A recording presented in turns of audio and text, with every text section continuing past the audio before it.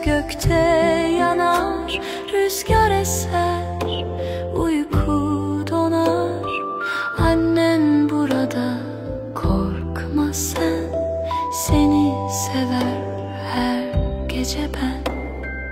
Uyu yavrum, ninniyle uyu, ay sarsın seni pamuk gibi.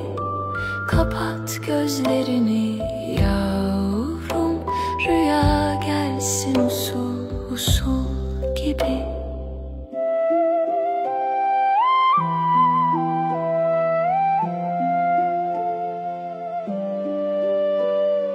Bir kuş geldi pencereme, kanadında beyaz tüyler.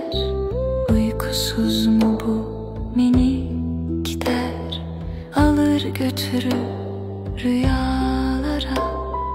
Uyu yavrum, gözlerini kapa, bulutlar seni sarar hemen. Gökyüzü